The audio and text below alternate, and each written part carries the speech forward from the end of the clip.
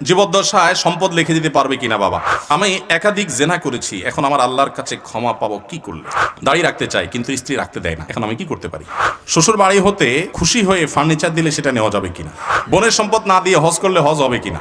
এরপরে প্রশ্ন হলো সন্তান পালক নেয়ার বিধান কি? অনেক প্রশ্ন একজনের। রাতে আয়াতুল কুরসি এবং সূরা নাস ফালাক পড়ার ফজিলত কি? রাতে আয়াতুল কুরসি পাঠ করা এটা অনেক ফজিলতপূর্ণ একটা আমল। ঘুমানোর আগে আয়াতুল কুরসি পড়বেন, আল্লাহু লা ইলাহা ইল্লাহুল হাইয়ুল কাইয়্যুম লা তাখুযুহু সিনাতুন ওয়া লা নাওম, শেষ পর্যন্ত। এই আয়াতুল কুরসি পাঠ করলে আল্লাহ রাব্বুল আলামিন ওই ঘরকে চুরি ডাকাতি থেকে হেফাজত করেন, শয়তানের আক্রমণ থেকে, শয়তানের প্রবেশ থেকে আল্লাহ তাআলা নিরাপত্তা দান করেন। অনেকে শয়তানের নানামুখী ওয়াসওয়াসায়, নানামুখী কুমন্ত্রণায় এবং ডিস্টার্বে, স্বপ্নে, ঘুমন্ত অবস্থায় নানাভাবে ক্ষতিগ্রস্ত হন।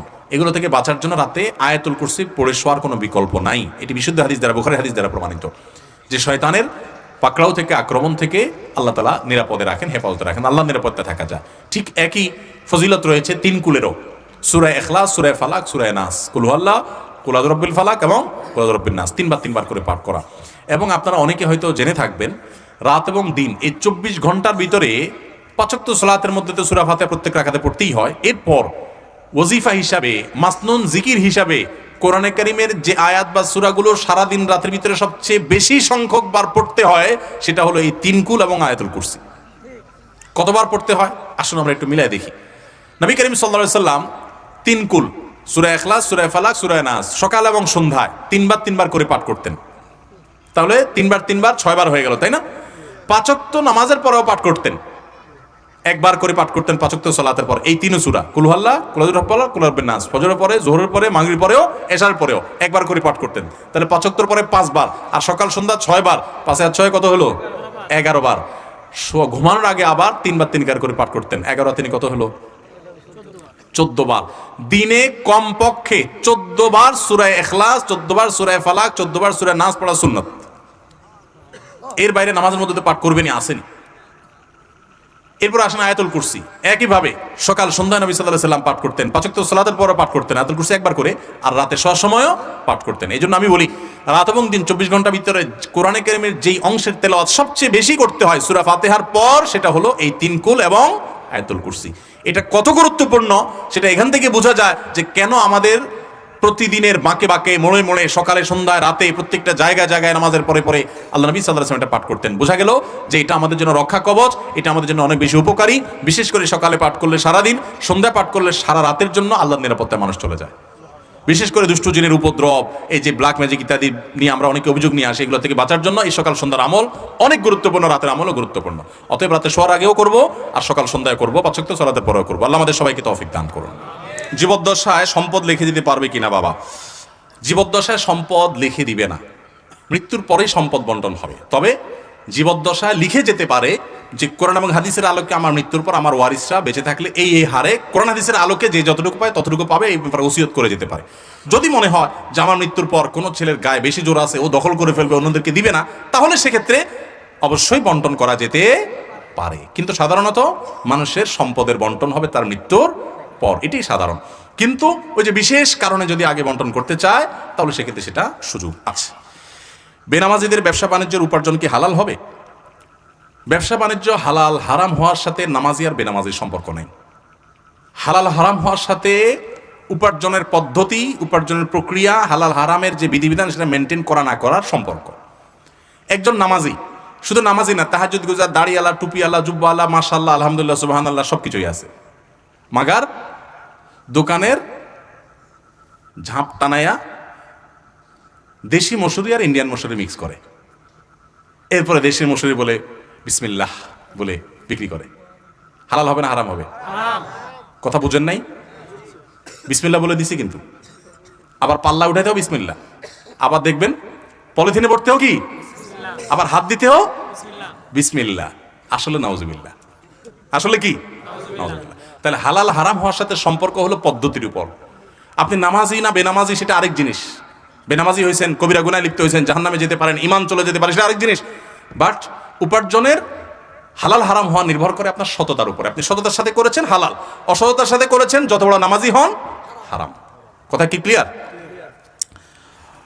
আমি একাধিক জেনা করেছি, এখন আমার আল্লাহর কাছে ক্ষমা পাবো কি করলে?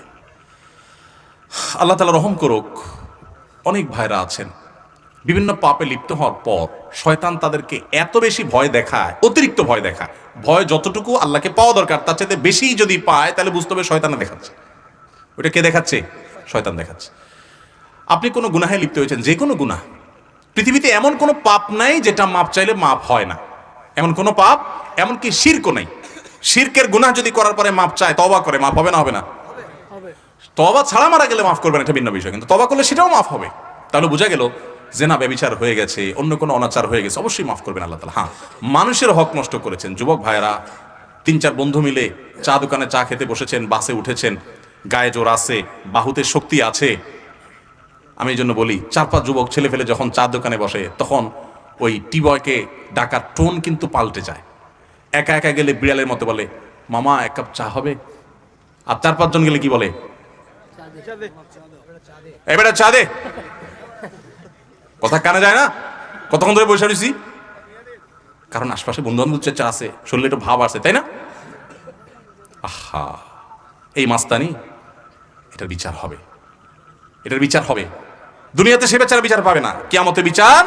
বুড়া বলে আপনি হাজির সাহেব হয়ে গেলেন, মাগার ওই যৌবনকালে যে মাস্তানি করে আসছেন, গুন্ডামি করে আসছেন, তার বিচার আল্লাহ করবেন। সো বি কেয়ারফুল, এই যৌবনকে পাগলামি করে নষ্ট করবেন না, ঠিক আছে তো? ইনশাআল্লাহ যে কোনো অন্যায় করে আল্লাহ কাছে মাফ চাইলে মাফ করবেন, কিন্তু মানুষকে ওই যে ধাক্কা দিয়েছেন, গালি দিয়েছেন, অধিকার নষ্ট করেছেন, হক মেরেছেন, এগুলো কিন্তু আল্লাহ মাফ করবেন না, সাবধান। এই জন্য নবী করিম সাল্লাল্লাহু আলাইহি ওয়াসাল্লাম বলেছেন, সেদিন আসার আগে মাফ চেয়ে নাও, যেদিন কেউ কাউকে ছাড় দিবে না, কেউ কাউকে ছাড় দিবে না। গালি দিয়েছেন, রিকশালা ভাড়া দেন নাই, চুন থেকে নুন খসছে, কথা থেকে কথা বাড়ছে, তর্ক হয়ে গেছে, যাবাটা দিলাম না, কি করতে পারবি কর, চলে আসছেন, এটার ছাড় কিয়ামতের দিন হবে না। নবী সাল্লাল্লাহু আলাইহি ওয়াসাল্লাম বলেছেন, দুনিয়া থাকতে এগুলা মিটমাট করো, এই মামলা নিষ্পত্তি করো, তার হাত পায়ে ধরে মাপ চেয়ে এটাকে শেষ করে যাও, কিয়ামতের ময়দানে কেউ কাউকে ছাড়বে না। অন্য কোনো অন্যায় করেছেন, জেনা হয়ে গেছে, আল্লাহর কাছে মাফ চাইছেন, তওবা করছেন, লজ্জিত হয়েছেন, আর কখনো করেন না, ফিরে আসছেন, ইনশাআল্লাহ মাফ করবেন আল্লাহ তাআলা। আল্লাহ বলেছেন, লা তাকনাতু মির রাহমাতিল্লাহ, আল্লাহর রহমত থেকে নিরাশ হইও না, ইন্নাল্লাহা ইয়াগফিরুয যুনুবা জামিআ, আল্লাহ সব গুনাহ মাফ করে দিবেন। অতএব জেনা করলেও আল্লাহ তাআলা কি করবেন? মাফ, কিন্তু তওবা করতে হবে খাঁটি অন্তরে, আর করা যাবে না, অনুতপ্ত হতে হবে। দাড়ি রাখতে চাই কিন্তু স্ত্রী রাখতে দেয় না, এখন আমি কি করতে পারি বলেন? সংক্ষেপ করে বলতে, এসব কথা কেমনে সংক্ষেপ করতাম বলেন?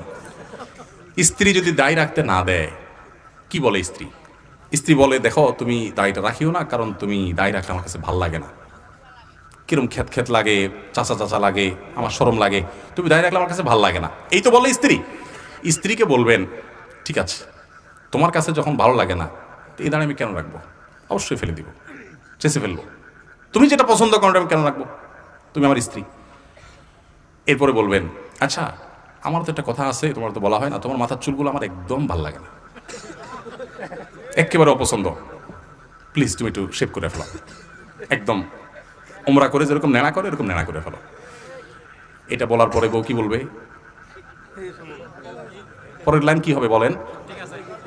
বউ বলবে, সব ঠিক আছে তো তোমার, মানে মাথা কোনো সমস্যা হয় নাই তো? তোমার তো ডাক্তারের কাছে যাওয়া দরকার, মানসিক ডাক্তার দেখান, তো পাগল হয়ে গেছো, মেয়ে মানুষের চুল চাচ্ছে বলতেছো, তুমি তো পাগল হয়ে গেছো। এবার বলবেন, শেষ হয়েছে তোমার কথা? যদি কি শেষ, কি হইব? তো বলবেন যে আমিও তো ওইটাই বলতে চাইছিলাম। আমি বললে তো তুমি চেত্তা, যে মেয়ে মানুষ আল্লাহ তার মাথায় চুল দিছে তার সৌন্দর্য, তো পুরুষ হিসাবে আল্লাহ আমাকে দাড়ি দিয়েছেন, এটা তো তোমাকে দেয় নাই, মহিলাকে দেয় নাই, এটা তো পুরুষত্বের মার্কা, এটা পুরুষের মার্কা, এটা তো আরেকজনের না, এটা আমার আছে, এটা তো আমাকে আল্লাহ তাআলা দিয়েছেন, তোমাকে দেন না, এটা তো আমার মার্কা। এখন তুমি আমার মার্কাই দূর করে ফেললে তারপর তোমার কাছে ভালো লাগবে, তো তোমার মার্কা আমি দূর করে ফেললে আমার কাছে ভালো লাগুক, সেটা তুমি মানবা? সেটা যেহেতু তুমি মানতেছো না, আমার ডাক্তার কাছে নিতে চাচ্ছ, তো তোমারও ডাক্তার কাছে নেওয়া উচিত। এই জন্য আমি বলি, আপনারা রাগ করেন না, যাদের কাছে দাড়ি ভালো লাগে না তাদের হরমোন টেস্ট করা উচিত, তারা আসলে পুরুষ না মহিলা। কারণ পুরুষের কাছে দাড়ি ভালো লাগবে, মেয়েদের কাছে দাড়ি ভালো লাগবে না, এটাই স্বাভাবিক, আল্লাহ এভাবে সৃষ্টি করেছেন, তাই না? এখন পুরুষ হওয়ার পর আপনার কাছে দাড়ি ভালো লাগতেছে না, অথবা কোনো মেয়ে মানুষ সে পুরুষের মুখে দাড়িটা সহ্য করতে পারতেছে না, তাহলে এটাকে আসলে মহিলা কিনা এটা টেস্ট করা দরকার, এটা হরমোন টেস্ট করা উচিত। ভাইরা আমার, আপনারা রাগ করবেন না, আল্লাহ তাআলা এই দাড়িটা পুরুষকে দিয়েছেন, মোষটাও পুরুষ, এই জন্য মোষ একটু একটু ছোট ছোট থাকতে হয়, আর দাড়ি লম্বা রাখতে হয়, এটা আলামত। আর মেয়েকে আল্লাহ দেন নাই, অন্য সব কিছু তারও আছে, আপনারও আচ্ছা। এটা আপনার আলামত, আপনি আলামতই চেঞ্জ করে ফেলতে চাচ্ছেন। আপনি তো ওই যে 2 নম্বর একটা বাইরে হচ্ছে না, কি ট্রান্সজেন্ডার, এটা হইতে চাইতেছেন। আপনি যে মনে মনে ওই যে কি শয়তানি না আছে, সমকামিতা প্রতিষ্ঠা করার জন্য এক নতুন শয়তানি শুরু হয়েছে না। শিক্ষিতরা আমাদেরকে বুঝাতে চায় হুজুরদের মাথায় বুদ্ধিশুদ্ধি নাই, এগুলো মানসিক সমস্যায় মানুষগুলোর প্রতি সিম্পাথি দেখানো দরকার, মায়া দেখানো দরকার। আরে ভাই, বেচারা অসুস্থ, তারা ট্রিটমেন্ট করা দরকার। ট্রিটমেন্ট না করে আপনি সেটাকে স্টাবলিশ করতে আসছেন। আসল ধান্দা হলো ওই যে আল্লাহ বলেছেন শয়তানের টার্গেট মানুষের লিঙ্গ পরিচয়, এটাকে সে সৃষ্টিকে পরিবর্তন করে দিবে, সেটার ষড়যন্ত্রের অংশ। এরা কতটা অ্যাগ্রেসিভ আপনি কল্পনা করতে পারবেন না। এজন্য চায়না এবং রাশিয়ার মতো দেশ বলেছে এরা হলো জঙ্গি এবং সন্ত্রাসী। এরা পৃথিবীতে অ্যাগ্রেসিভলি এটা সব জায়গায় ঢুকাচ্ছে, আমাদের পাঠ্য বই না শুধু, সব জায়গায় ঢুকাচ্ছে, শুধু আমাদের দেশে না, সারা পৃথিবীতে পুশ করছে গায়ের জোরে জোরে। এরা বলে মত প্রকাশের স্বাধীনতা, কিন্তু আপনার মত প্রকাশের স্বাধীনতা নেই, আপনি তাদেরটা মানতে বাধ্য। এরা সেভাবে পুশ করাচ্ছে। তো যারা দাড়ি দেখতে পারে না, আমার কাছে তো সন্দেহ হয় যে এরা আসলে কি পুরুষ না মহিলা। অতএব দাড়ি যাদের অপছন্দ হয় মহিলা হয়েও, তাদের হরমোন টেস্ট করা উচিত। শ্বশুর বাড়ি হতে খুশি হয়ে ফার্নিচার দিলে সেটা নেওয়া যাবে কিনা, খুশি হয়ে দিলে নেওয়া যাবে কিনা। ভাই, এখন ঘুষের অপর নাম হলো খুশি হয়ে দিলাম ভাই, এটা হলো ঘুষের অপর নাম। ঘুষকে এখন কেউ বলে না ভাই ঘুষ দিলাম, কি বলে, খুশি হয়ে দিলাম ভাই। ভাই আমি খুশি হয়ে দিলাম ভাই, আপনি মনে কিছু করেন না ভাই, আমার মনে কিছু নাই ভাই, আমি খুশি হয়ে দিলাম। এই জন্য আমি বলি ঘুষের অপর নাম হলো খুশি হয়ে দিলাম ভাই। যৌতুকের অপর নাম হলো শ্বশুররা খুশি হয়ে দিছে, যৌতুকের অপর নাম হলো খুশি হয়ে দিলাম বাবা। হ্যাঁ, এই যত খুশি হয়ে দিলাম দেখেন, এগুলো সবগুলোর ভিতরে ভেজালের গন্ধ আছে। এত খুশি হওয়া হয়ে লাগবে কেন? খুশি হয়ে আপনারা দেখ, আমার তো দেয় না। বুঝেন নাই কথা? আপনারা কেন দিচ্ছে, আমাকে তো দিচ্ছে না। ভাইরা আমার, মনে রাখবেন, আমি সবসময় একটা কথা বলি, একটা মেয়ের জন্ম থেকে নিয়ে বিবাহের উপযুক্ত হওয়া পর্যন্ত তার চিকিৎসা, তার খাবার দাবার, তার আবাসন, তাকে আদর যত্ন, তাকে পড়ালেখা, সবকিছু একজন মেয়ের